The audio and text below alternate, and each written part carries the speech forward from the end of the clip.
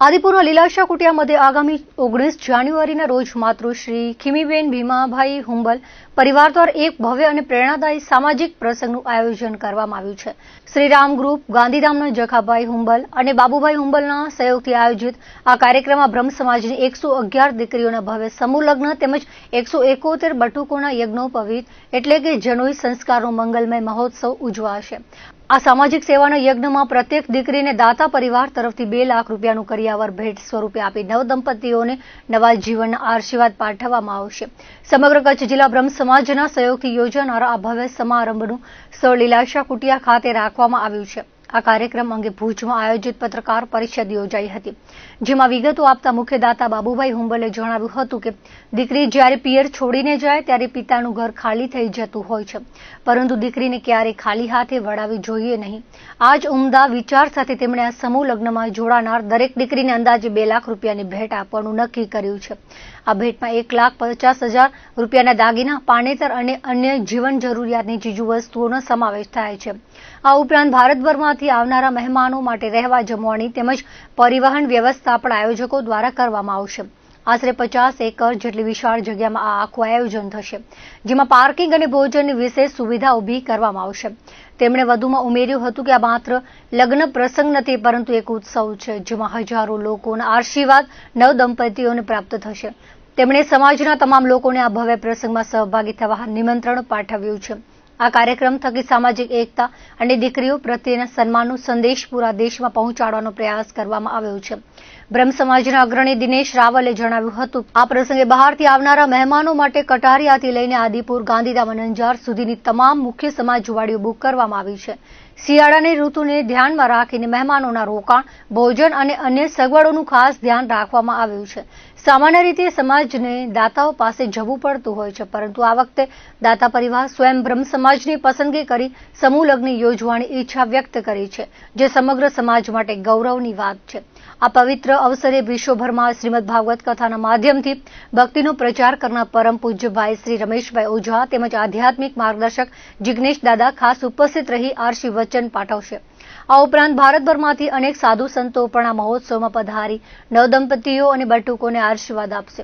સર્વે લોકોને ઉપસ્થિત રહીને નવપરિણીત યુગલો અને જનોઈ ધારણ કરતા બટુકોને પ્રોત્સાહિત કરવા હુંબલ પરિવાર અને શ્રીરામ ગ્રુપ દ્વારા ભાવભર્યું આમંત્રણ પાઠવવામાં આવ્યું છે.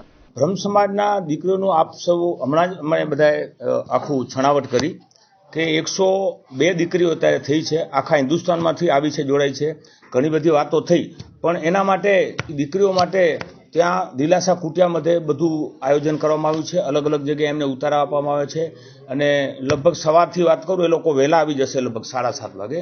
8 વાગે એ લોકોએ નાહી ધોઈ તૈયાર થઈ જનોઈને બટુકો લેવાના છે અને દીકરીઓને દીકરાઓ એ બધા 8 વાગે ત્યાં અમારા જે જગ્યા છે ત્યાં નક્કી કરેલું છે ચોરી લગ્ન કરવાનું અને મંડપારોપણ અને ગ્રહ શાંતિનું.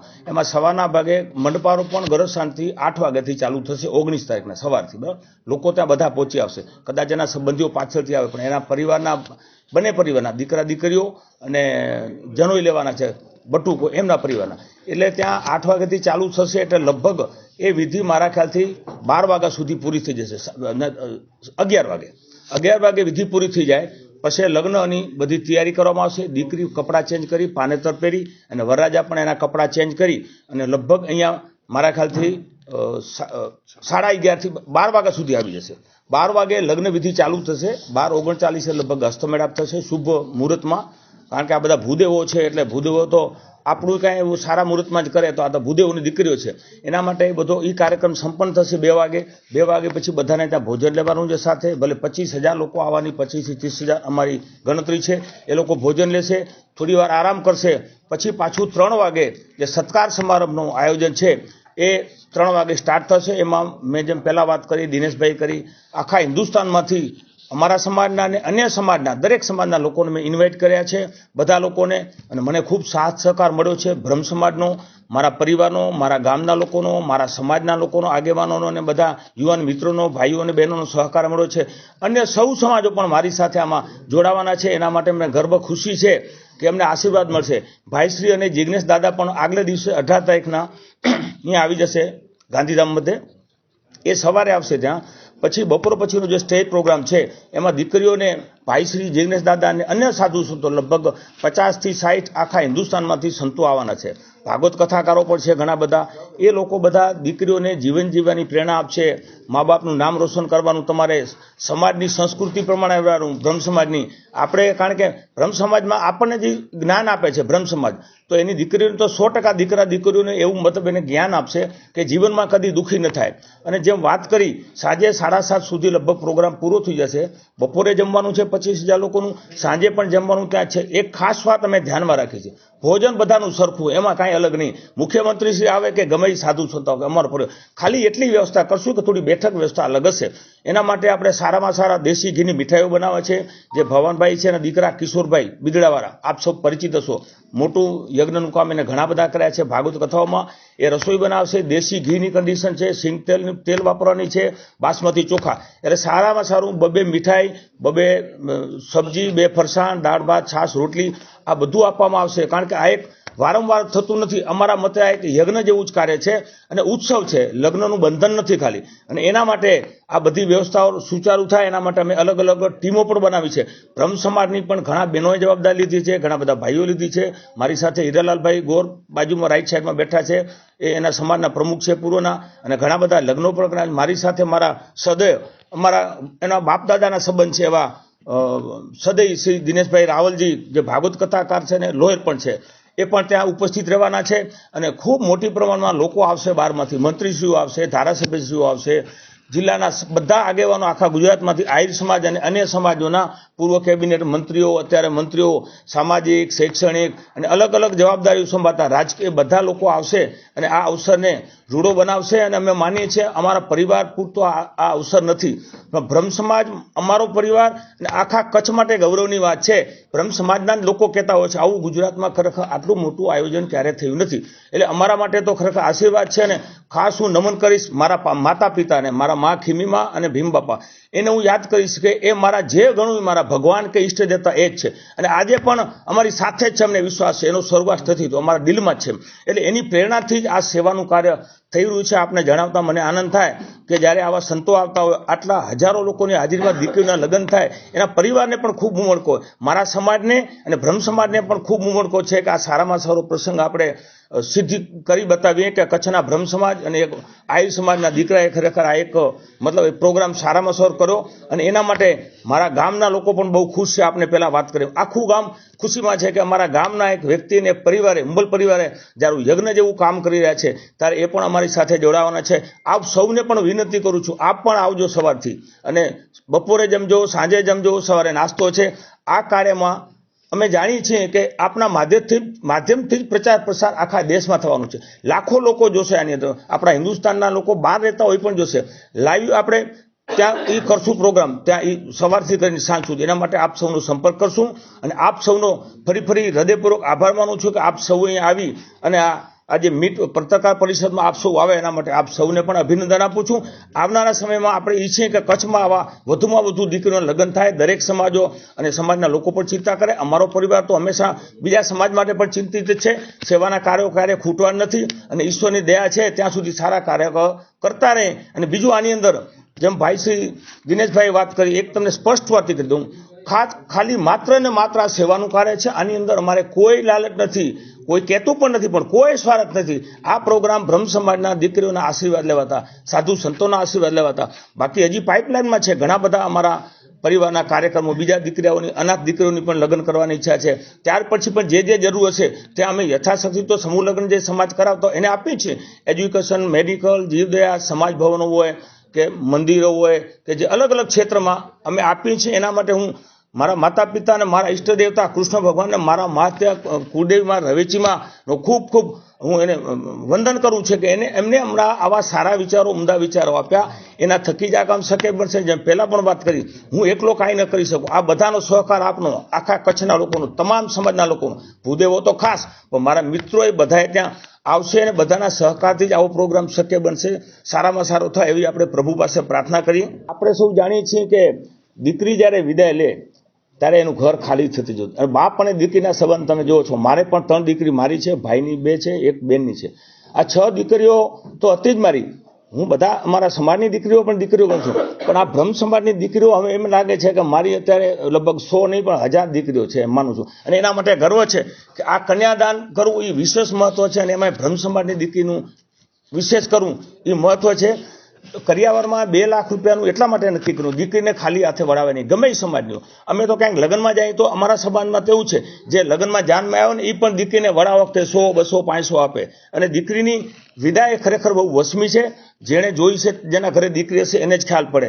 અને દીકરી એક એવું પાત્ર છે, અને સ્ત્રી પણ ભગવાને એનામાં ખરેખર નારી શક્તિમાં બહુ ખૂબ શક્તિ આપી છે સહન કરવાની. એટલે આપણે ઈચ્છીએ આ દીકરી દીકરાઓ આજે સમૂહ લગ્નમાં આજે જોડાવાના છે બધા, એને આટલા બધા હજારો લોકોના આશીર્વાદ મળશે. આવા માહોલમાં જ્યારે લગ્ન થાય ત્યારે જીવશે ત્યાં સુધી યાદ રાખશે, બ્રહ્મ સમાજ યાદ રાખશે, મારો સમાજ યાદ કરશે. આપ સૌ પણ યાદ રાખશો કે આવો ભવ્યથી ભવ્ય પ્રોગ્રામ અમારા કચ્છમાં થયો હતો. એટલે આપણે સૌ સાથે મળી લગ્ન નથી ગણવાના, આપણે ઉત્સવ મનાવો છે. 2 લાખમાં 1.5 લાખના તો અમે કરિયાવર દેવાના છે, અમે દાગીના લઈ લીધા છે, પાનેતર બીજી વસ્તુ આપવામાં આવશે. જેમ ભાઈશ્રી વાત કરી, આખા હિન્દુસ્તાનમાંથી આવવા જવાનો તમામ ઘરે પાછા જવા સુધીનો ખર્ચો અમારો પરિવાર ભોગવવાનો છે. અહીંયા ભોજન છે સારામાં સારી પાર્કિંગની વ્યવસ્થા, ઓછામાં ઓછી 50 એકરમાં પ્રોગ્રામ થવાનો છે. આપ સૌ જાણતા હશો, લીલાસા કુટિયા સ્વામી લીલાસાની જગ્યા છે, સિંધી સમાજની ખૂબ મોટી છે, પણ ત્યાં પણ બધા માણસો નમાય, પણ પ્રોગ્રામ બધો ત્યાં જ થશે. એટલે આપ લોકોને પણ હું હૃદયપૂર્વક આમંત્રણ આપું છું, અને આપણા મિત્ર સર્કલને પણ આપ આમંત્રણ આપજો. અને ખાલી હાથે જેમ ન મુકાય એના માટે બ્રહ્મ સમાજ સાથે ચર્ચા કરી. મારી ઈચ્છા તો 300 દીકરીઓની કરવાની, ત્યાં બંને ભૂદેવો બેઠા છે. મને જૂઠું બોલતા આવડતું નથી, હું એક નિખાલસ માણસ છું. કોઈના પ્રત્યે જિંદગીમાં ભેદભાવ કે રાગ દેશ રાખ્યો નથી, રાખવાનો નથી. મારા માટે બધા સકરા મારા મિત્રો જ છે, મારો દુશ્મન કોઈ સમજતો જ નથી, ભગવાનની મતલબ આશીર્વાદથી. શ્રી રામ ગ્રુપના ઉદ્યોગપતિ એવા જખાભાઈ અને બાબુભાઈ હુંબલ, માતૃશ્રી ખીમીબેન ભીમાભાઈ હુંબલ પરિવાર દ્વારા અમારા બ્રહ્મ સમાજની કન્યાઓનો સમૂહ લગ્ન, બહુ સારી વાત છે કે 102 કન્યા એનું સમૂહ લગ્નનું આયોજન કર્યું છે. અને એની સાથે સાથે અમારે બટુકોને ઉપનયન સંસ્કાર 165 બટુકોના ઉપનયન સંસ્કારનું પણ આયોજન છે. એ એક મહોત્સવ છે અમારા માટે. અને એ મહોત્સવમાં તમામ રીતે જે કઈ દાતા પરિવાર છે એમણે જે અમને સહયોગ આપીને એમણે જ આ બધું આપ્યું છે. દાતા તરીકે એક જ દાતા પરિવાર છે. અમારા માટે તો આ બહુ ખુશીની વાત છે કે મહારાષ્ટ્ર, રાજસ્થાન અને ગુજરાત, આ 3, જેમાં ગુજરાતમાં સૌરાષ્ટ્ર, ઉત્તર ગુજરાત, મધ્ય ગુજરાત, ત્યાંથી પણ આ કન્યાઓ આવવાની છે. એટલે અમે તો નવીન એક અમારો પરિચય થશે રાજસ્થાનના અમારા પરિવાર સાથે, મહારાષ્ટ્રના પરિવાર સાથે અમારો પરિચય થશે એકબીજાને. અને વિશેષ એમાંથી કંઈક મંથન કરીને આગળ કંઈક વિશેષ એકતા માટેનું કાર્ય થઈ શકે, આવા સુંદર એ પણ અમને એક પ્રેરણા મળશે. અમે જે બહારથી આવવાના લોકો છે એ ના માટેની બધી જ વ્યવસ્થા રાખી છે. લગભગ કટારિયાથી કરીને આદિપુર, ગાંધીધામ અને અંજારમાં જેટલી સમાજવાડીઓ છે એ બધી અમે બુકિંગ કરાવી છે. અને ત્યાં રહેવાની વ્યવસ્થા બધી ત્યાં કરી છે. ત્યાં ફ્રેશ થઈને નાસ્તો આદિ કરીને સીધા અમારે જે લગ્ન સ્થળ છે લીલાસા કુટિયા આદિપુર, ત્યાં દરેકે સમયસર પહોંચી આવે એવી સુંદર વ્યવસ્થા કરી છે. શિયાળાનો સમય છે એટલે એ પણ અમે એને ધ્યાનમાં રાખીને, એને અનુલક્ષીને જ બધી વ્યવસ્થા કરી. આ ખરેખર અમારા સમાજ માટે ગૌરવની વાત એ છે કે લોકોએ સમાજે દાતા પાસે જવું પડતું હોય છે, ત્યારે આમાં અમે આનંદ એટલા માટે અનુભવીએ છીએ કે દાતાએ અમારા સમાજની પસંદગી કરી છે. દાતાએ સ્વયં અમને એમ કહ્યું કે અમે ઈચ્છીએ છીએ કે અમારે બ્રહ્મ સમાજની કન્યાઓને લગ્ન કરાવવા છે, પરણાવી છે. તો એ અમારા માટે મોટી ગૌરવની વાત છે. આવા સમૂહ લગ્ન આદિનું આયોજન થવું જોઈએ કે જેના કારણે આપણી એકાત્મની ભાવના સમાજની વધે. બીજું કે સમાજને પણ પૈસા આર્થિક રીતે પણ સમાજને ઘણો બધો ફાયદો થાય. આ 102 કન્યાઓના સમૂહ લગ્ન થશે તો એટલા બધા સમાજના જ પૈસા બચવાના છે. દાતા પરિવાર જ્યારે આવા જવાના ભાડા સહિત આપવાનો છે ત્યારે બહુ મોટી વાત છે કે સમાજને આર્થિક રીતે સમાજને લાભ થવાનો છે, આખા બ્રહ્મ સમાજને. વળી બ્રહ્મ સમાજની એકતા થવાની છે. અને આટલો બધો મોટો ઉત્સવ થશે, મહોત્સવ થશે. હું એને મહોત્સવ કહું છું, ઉત્સવ પણ નહીં, મહોત્સવ છે. એ અમારા માટે ખૂબ લાભદાયી રહેશે ભવિષ્યમાં. અમે એવું ઈચ્છ્યું કે હંમેશા બ્રહ્મ સમાજ રાહબર સમાજ રહ્યો છે, તો એ રાહબર સમાજ ક્યારે થાય બ્રહ્મ સમાજ, કે એમાં બ્રહ્મ સમાજમાંથી કોઈ પ્રેરણા મળવી જોઈએ. તો અમે એવું નિશ્ચય કર્યો કે આ અમારા મહોત્સવમાં દરેક સમાજના પ્રમુખો પધારે તો એ પણ આમાંથી પ્રેરણા લે અને એમના સમાજ માટે પણ એ કંઈક આવું કરી શકે, અથવા તો અમારી કોઈ ત્રુટિ હોય તો અન્ય સમાજના પ્રમુખો આવીને અમને એ ત્રુટિ બતાવી શકે કે તમારી આ ત્રુટિ છે, તો અમે એ ત્રુટિ સુધારવાના પ્રયત્નો પણ કરી શકીએ. એવું નથી કે બ્રહ્મ સમાજમાં જ વ્યવસ્થિત થતું હોય, અન્ય સમાજોમાં પણ ખૂબ સારી રીતે મહોત્સવ લગ્ન ઉત્સવો થતા હોય છે. તો એ લગ્ન ઉત્સવોના જ એક આયોજકો હોય, પ્રમુખશ્રી હોય, એ કરતા હોય તો એમાંથી પણ અમને કંઈક નવું જાણવા મળે, પ્રેરણા મળે, ગાઈડલાઈન મળે, એટલે અમે ખાસ કરીને એમને ઇન્વાઇટ કર્યા છે. અને અમે સમરસતાના હિમાયતી છીએ. આ બધા અમારા માટે આવકાર્ય અને વંદનીય છે, એટલે અમે પ્રમુખોને આમંત્રણ. સોમનાથ સ્વાભિમાન પર્વ નિમિત્તે સાંસ્કૃતિક કાર્યક્રમ યોજાયો હતો. વડાપ્રધાન નરેન્દ્ર મોદી, મુખ્યમંત્રી ભૂપેન્દ્ર પટેલ, નાયબ મુખ્યમંત્રી હર્ષ સંઘવીએ કાર્યક્રમ નિહાળ્યો હતો. સંગીતમાં કચ્છના કોયલ ગીતાબેન રબારીએ ગીતો ગાઈને વાતાવરણને કચ્છના ગૌરવથી ભરી દીધું હતું. મંત્રમુગ્ધ થઈને એક ધ્યાનથી સાંભળી રહેલા સંગીત પ્રેમી, કલાપ્રેમી અને શબ્દપ્રેમી વડાપ્રધાન નરેન્દ્ર મોદી ગીતના તાલ સાથે હાથ હલાવતા હતા અને ગીતના સુંદર સંગીત ગાયન અને શબ્દને જાણે હૃદયમાં ઉતારી તેમાં ખોવાઈ ગયા હતા. વડાપ્રધાન નરેન્દ્ર મોદી એક મગ્ન થઈને ગુજરાતનું ગૌરવ ઉજાગર કરતું સુંદર ગીત સાંભળી રહ્યા હતા અને ગીતના તાલ સાથે પોતાનો હાથ પણ ચલાવી રહ્યા હતા. ગીતના શબ્દોમાં, સુંદર ગાયનમાં અને સંગીતમાં એટલા બધા મંત્રમુગ્ધ થઈ ગયા હતા. વડાપ્રધાન નરેન્દ્ર મોદીનો પણ કચ્છ વતી આભાર માની દીધો હતો. ત્યારે પ્રેક્ષકોના તાળીઓના ગડગડાટથી હોલ ગાજી ઉઠ્યો હતો.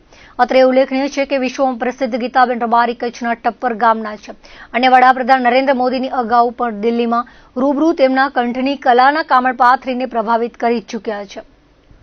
મુન્દ્રાના પીપલેશ્વર મહાદેવ મંદિર તરફના માર્ગના કામનો પ્રારંભ કરવામાં આવ્યો હતો, જેના લોકોએ 2 કલાક સુધી રસ્તા બાબતે કામ બંધ કરાવ્યું હતું.